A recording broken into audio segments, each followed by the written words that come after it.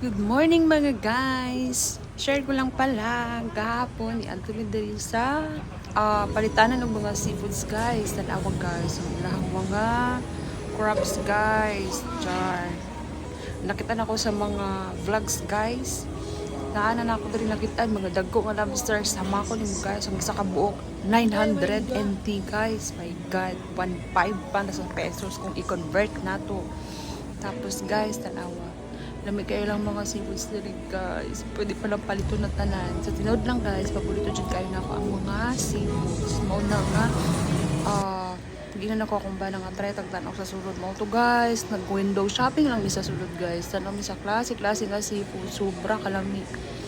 Di ba guys, halos tanan jud guys, nanan jud daon tanan diri mga klase-klaseng isda. Tapos ano guys, lobster kalami, tapos mga tiger prawns. Dili jud ako nakita tanan guys.